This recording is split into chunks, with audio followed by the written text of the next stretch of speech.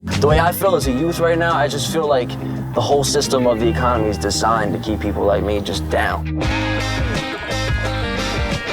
We, the people of the United States, in order to form a more perfect union. It's going to be the political gears turning, the same political machines with contributions and kickbacks and cronyism and nepotism and... Establish justice, ensure domestic tranquility, promote the general welfare. Oh my goodness, we should get free healthcare. Like, that should just be free. Like, why should we have to pay for it? I mean, that's what you want in a president. You want to know that he's going to tell you the truth. And that's what I want, and I think that's what other people want. I just need to make a life for myself, and I don't think I can do it here. What is the country going to do for us?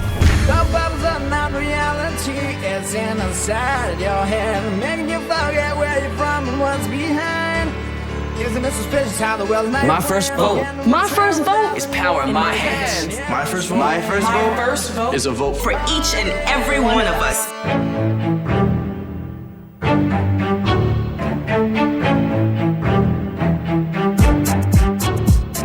It's about My generation. my future. my life.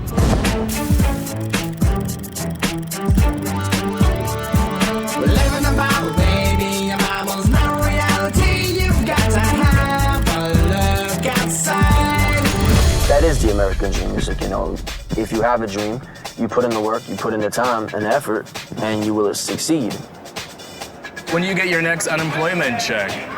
You told me I called in on the 3rd, so that means I don't get it until 3rd, 4th, 5th. I get it on that Friday.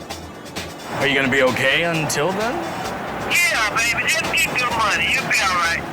It's not that far away, so in the next half hour, I'll call you back with the confirmation code, and then you can go pick up the money, okay? All right, baby. All right, I love you, Mama. I love you too. I have huge dreams like everybody else, you know. It's just that reality sets in a lot quicker than your dreams ever, you know, before you wake up real quick.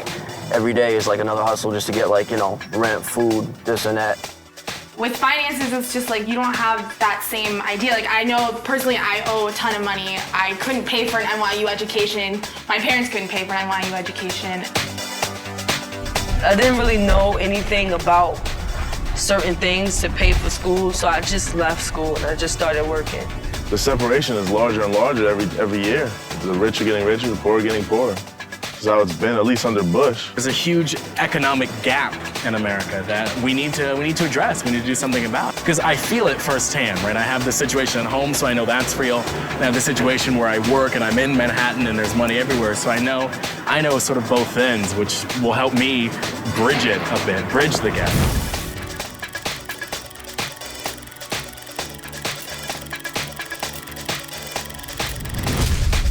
the reality of the situation is that we all have the American dream in our minds, and that we just can't afford the actual dream itself, which is pathetic in most senses. It's difficult. I just spoke with my mom about having to pay these bills, and it's kind of funny. I live in the most expensive city like in the world, and I go to like the second most expensive school, and yet I'm the one trying to be financially responsible for others. And I live paycheck to paycheck. I just graduated. I'm still living off part-time. My health insurance is through NYU, because when I started college, my parents actually didn't have health insurance. Student loans. Added to the tuition bill. So I have it until August. And then, I don't know. I guess hopefully my next job will have health insurance, but... That's like the biggest struggle. It's like, you know, since I've been temping for like 2 years, I haven't had insurance because they don't offer that. So I was playing basketball, you know, long story short, I dislocated my shoulder. So the first thing on my mind is, instead of like, you know, get to a hospital, first thing on my mind is just get away from anybody who's gonna call an ambulance for you, because you can't afford to pay for that. That's all I do, is I just work and I go home. And I feel like it's kind of empty. Ensure domestic tranquility, promote the general welfare, provide for the common defense. Yeah, I think we went to war for, I don't even know what reason, actually. I don't even want to say bad reasons. There's no reason at all. Iraq had nothing to do with 9/11. It doesn't make any sense. I think if you're a reasonable person, you can get there. My first vote will be a vote For no more war. funny thing is I plan to join the Army this summer. I thought about it for a while and I still want to join. I want to join the end of the summer. Yeah, joining the Army would create some certainty about the money issue for me, about the economy.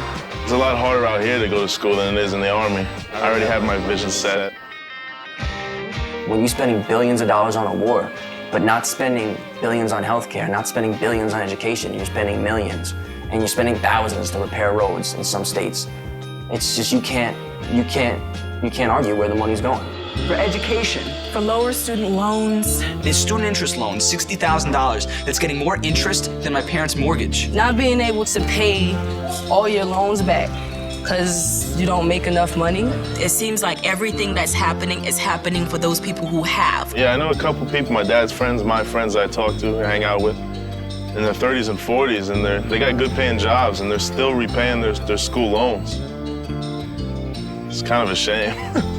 The costs of college are becoming outrageous.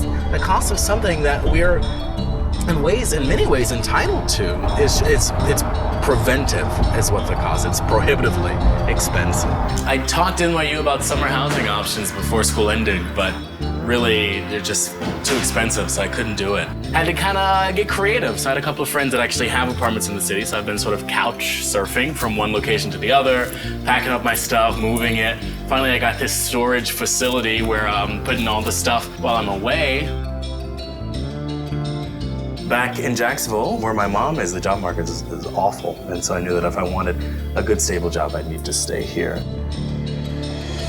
I have my bachelor's and it didn't get me into this crowded workforce. I have these dreams of being this and that, but I want to maintain a higher education consistently through my life, but I can't afford to go back to school, can't afford the loans, I can't afford the interest rates on these loans that I already have. I owe tens of thousands of dollars to this government already. Like if it was more inexpensive, I think more kids would go to college and finish. I think that Social Security should do more for the person because the number is attached to your name. It's not attached to the old person's name. I think everybody's Social Security should take care of that person. I got my pay stub from earlier this week, and then I looked at Social Security, and it rounded out to be like 23% of my undergraduate college income is being taxed between Social Security and Medicare to provide for people that don't care about my opinion, that don't consider my opinion, that don't take care of me. If I'm spending basically my entire paycheck just to live in these four walls, and I'm spending the rest of my paycheck just to keep my stomach full so that I can continue existing, then I'd have to say that somebody in Washington is just not doing their job. He just used them, and he used the worst part of them to get them to vote for him, and then he made a war based on lies, where a lot of people had died.